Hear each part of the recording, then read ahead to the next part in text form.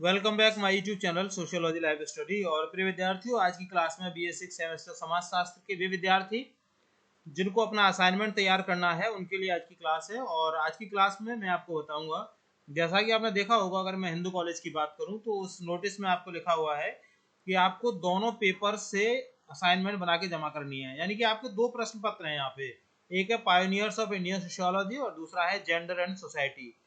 तो आपको एक assignment pioneers of Indian sociology से बनानी है और दूसरी असाइनमेंट जेंडर एंड सोसाइटी से बनानी है। तो मतलब दोनों में से आप एक एक असाइनमेंट बनाएंगे। तो यहाँ पर मैंने 5 टॉपिक लिखे हैं फर्स्ट पेपर से, यानी पायोनियर्स ऑफ इंडियन सोशियोलॉजी से, और 5 टॉपिक लिखे हैं जेंडर एंड सोसाइटी से। तो आपके पास चॉइस रहेगी कि इन में से कोई भी आप एक टॉपिक चुन सकते हैं। ध्यान आपको ये रखना है कि पहले पेपर के जो 5 है उनमें से एक चुनना है और दूसरे पेपर के जो 5 है उनमें से आपको एक चुनना है। ऐसी गलती मत करना कि दो असाइनमेंट का मतलब कि आप एक ही पेपर के दो असाइनमेंट बना के जमा कर दें। अर्थात आपको एक पेपर में से आपको एक असाइनमेंट और दूसरे पेपर में से आपको एक अलग असाइनमेंट बना करके जमा करना पड़ेगा। तो चलिए शुरू करते हैं। तो पहला जो पेपर है आपका पायोनियर्स ऑफ इंडियन सोशियोलॉजी, भारतीय समाजशास्त्र के प्रणेता। इसमें जो टॉपिक है उसमें पहला है GS घुरिये, जाति की विशेषताएं और भारतीय साधु। ठीक है, अर्थात जो इंग्लिश मीडियम के विद्यार्थी हैं वो GS Ghurye, futures of caste and Indian sadhu. तो इस टॉपिक पर जो विद्यार्थी अपना असाइनमेंट बना रहे हैं उनको ध्यान रखना है कि घुरिये द्वारा बताए गए जाति के 6 लक्षणों और भारतीय संन्यास परंपरा के समाजशास्त्रीय अध्ययन के बारे में आपको इसमें विस्तार से लिखना पड़ेगा। दूसरा टॉपिक है आपका राधा कमल मुखर्जी, मूल्यों की सामाजिक संरचना और सामाजिक पारिस्थितिकी। Radha Kamal Mukherjee, social structure of values and social ecology. इस टॉपिक पर जो विद्यार्थी अपना असाइनमेंट बनाएंगे वो ध्यान रखेंगे मूल्यों के विकास और पर्यावरण के साथ समाज के संबंधों का इसमें आप स्पेशली वर्णन आप करेंगे। तीसरा टॉपिक है इरावती कर्वे, भारत में नातेदारी संगठन।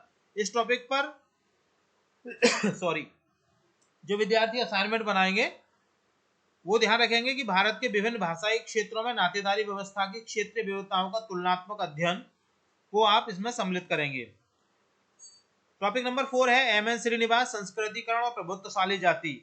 अर्थात MN Srinivas, Sanskritization and dominant caste. इस टॉपिक पर असाइनमेंट बनाने वाले विद्यार्थी ध्यान रखें कि भारतीय ग्रामीण समाज में गतिशीलता और सत्ता संरचना के इन दो प्रमुख सिद्धांतों का विश्लेषण आपको करना पड़ेगा। पांचवा टॉपिक है AR देसाई, भारतीय राष्ट्रवाद की सामाजिक पृष्ठभूमि। अर्थात AR Desai, social background of Indian nationalism. इस टॉपिक पर बनाने वाले जो विद्यार्थी हैं वो देसाई के मार्क्सवादी दृष्टिकोण के अनुसार भारतीय राष्ट्रवाद के उदय के कारणों की व्याख्या इसमें जरूर सम्मिलित करेंगे। अब ये 5 टॉपिक हो गए आपके फर्स्ट पेपर के। इन 5 में से कोई भी एक टॉपिक लेकर जो आपको लगता है आसान है, जिस पर आप आसानी से बना सकते हैं, अपना असाइनमेंट बना करके आप डिपार्टमेंट में जमा कर सकते हैं। ध्यान रखना है आपको कि जो पहला पेज होगा वो आपको थोड़ा सा अच्छे से डेकोरेट आप करेंगे, और दूसरा इसमें ध्यान ये रखेंगे कि प्लास्टिक का कहीं भी आप इसमें इस्तेमाल नहीं करेंगे। अब बात करते हैं सेकंड से जो पेपर है आपका जेंडर एंड सोसाइटी, लिंग और समाज। इस पेपर से आपके कौन कौन से असाइनमेंट के टॉपिक बनते हैं। तो पहला टॉपिक है इसमें जेंडर और सेक्स, जैविक बनाम सांस्कृतिक अवधारणा। Gender and sex, biological versus cultural concept. इस टॉपिक पर जो असाइनमेंट बना रहे हैं विद्यार्थी वो ध्यान रखें कि समाज द्वारा निर्मित जेंडर भूमिकाओं और प्रकृति प्रदत्त जैविक अंतर के बीच के अंतर को इसमें आप स्पष्ट उल्लेख करेंगे। नेक्स्ट टॉपिक है इस पेपर का पितृसत्ता या पितृसत्तात्मक समाज, लिंग आधारित श्रम विभाजन और शक्ति संरचना। Patriarchy, sexual division of labour and power structure. इस टॉपिक पर असाइनमेंट बनाने वाले जो विद्यार्थी हैं वो परिवार और समाज में पुरुषों के वर्चस्व और कार्यों के बंटवारे का आलोचनात्मक मूल्यांकन इसमें अवश्य करेंगे। नेक्स्ट टॉपिक है भारत में महिलाओं की स्थिति, जनसांख्यिकीय, भारत में महिलाओं की स्थिति, जनसांख्यिकीय और स्वास्थ्य संबंधी चुनौतियां, status of women in India, demographic and health challenges. ध्यान रखें इस टॉपिक पर अगर आप असाइनमेंट बना रहे हैं तो भारत में लिंगानुपात, प्रजनन, स्वास्थ्य और शिक्षा की वर्तमान स्थिति पर डेटा आधारित असाइनमेंट तैयार किया जाएगा। अर्थात इसके लिए आपके पास डेटा का होना बहुत जरूरी है। तो भारत सरकार की जो वेबसाइट है वहां से आपको डेटा अवेलेबल हो जाएगा, वहां से आप डेटा लेकर के आप इस टॉपिक पर अपना असाइनमेंट बना सकते हैं। नेक्स्ट टॉपिक है महिलाओं के विरुद्ध अपराध, घरेलू हिंसा और कार्यस्थल पर उत्पीड़न, crime against women, domestic violence and harassment at work place. इस टॉपिक पर असाइनमेंट बनाने वाले विद्यार्थी महिलाओं के खिलाफ बढ़ते अपराधों के सामाजिक कारणों और उनके रोकथाम के कानूनी उपायों की इस टॉपिक पर चर्चा अवश्य करेंगे। नेक्स्ट और लास्ट टॉपिक है संवैधानिक सुरक्षा और महिला सशक्तिकरण की नीतियां, constitutional safe guards and policies for women empowerment. इस टॉपिक पर जो भी विद्यार्थी अपना असाइनमेंट तैयार करें वो ध्यान रखें कि भारतीय संविधान में महिलाओं को दिए गए अधिकारों और सरकार द्वारा संचालित प्रमुख कल्याणकारी योजनाओं का इसमें विवरण को आप जरूर सम्मिलित करें, तभी आपका असाइनमेंट कंप्लीट बन पाएगा। तो ये आपके दोनों पेपर से 5-5 असाइनमेंट के टॉपिक मैंने यहाँ पर आपको बताए हैं। 10 टॉपिक आपके कुल हैं ये। आप इनमें से कोई भी 2 टॉपिक यानी 5 फर्स्ट के और 5 सेकंड के दोनों में से एक एक उठा करके आप अपना असाइनमेंट तैयार कर सकते हैं। आपकी सहायता के लिए मैंने जो फर्स्ट पेपर है उसका जो टॉपिक नंबर 4 है ना, एम.एन. श्रीनिवास के प्रमुख समाजशास्त्री विचार, विषय संस्कृतिकरण प्रभुत्वशाली जाति पर एक हल्का सा मैं कहूँ डेमो में आपको यहाँ पे दे रहा हूँ कि आप इस तरह से अपना असाइनमेंट तैयार कर सकते हैं। तो पहला टॉपिक इसमें आपका होगा प्रस्तावना, इंट्रोडक्शन, और इंट्रोडक्शन में आप उसके बारे में डिटेल्स लिख देंगे। मैंने भी एकदम शॉर्ट में लिखा हुआ है, मैं आपको बता रहा हूँ, आप ये समझ लीजिए कि एब्स्ट्रैक्ट है आपके जो असाइनमेंट बनेगा उसका।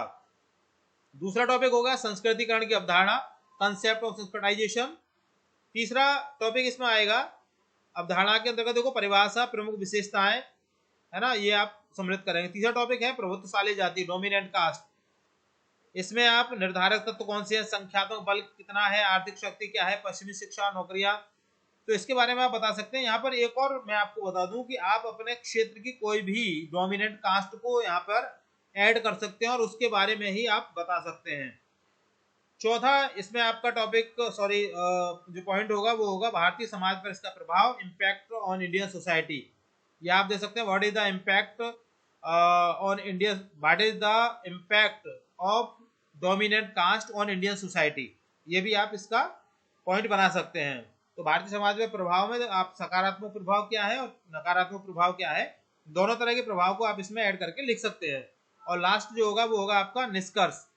निष्कर्ष के अंतर्गत आप श्रीनिवास की जो अवधारणा है ना, कि आज भी भारतीय ग्रामीण राजनीति और सामाजिक संरचना को समझने के लिए सबसे सटीक उपकरण है। तो इस तरह से आप पूरा कंक्लूजन अपने असाइनमेंट का लिख सकते हैं। मैंने तो एकदम शॉर्ट में लिखा है।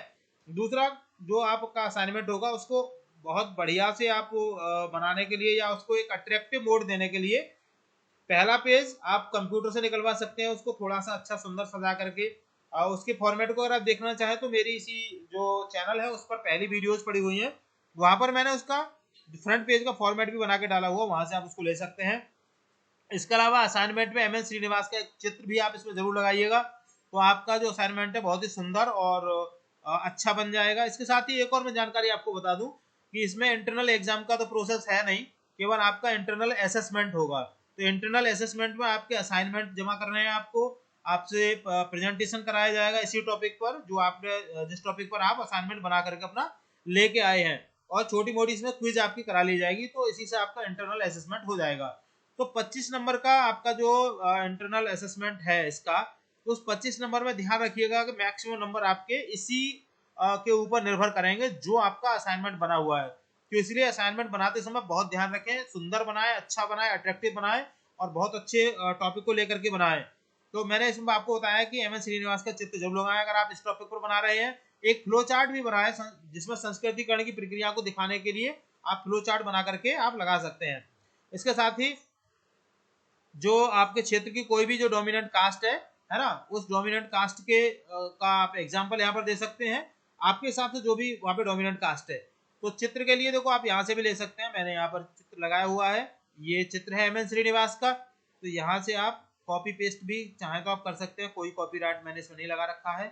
और ये एक मिनट एकदम ऊपर जा रहा है, मैं आपको दिखाता हूँ धीरे से, ठीक है। ये एम.एन. श्रीनिवास का एक चित्र है इसमें, और इसमें मैंने फ्लो चार्ट को भी बना करके यहाँ पर लगाया हुआ है। देखिए ये एम.एन. श्रीनिवास का चित्र आ गया यहाँ पे, ठीक है। उसके आगे मैंने यहाँ पे लिख दिया है कि भारतीय समाजशास्त्र के प्रणेता, क्षेत्रीय अध्ययन के जनक, प्रमुख अवधारणा संस्कृतिकरण, प्रमुख अवधारणा प्रभुत्वशाली जाति, और ये रहा फ्लो चार्ट, ठीक है। एक तरफ फ्लो चार्ट आप देख रहे हैं संस्कृतिकरण का है ना, ये यहाँ से आप देखिए, ये हाँ ये वाला, ये आप देख रहे हैं ना, ये संस्कृतिकरण का फ्लो चार्ट है और ये आपका डोमिनेंट कास्ट का फ्लो चार्ट है।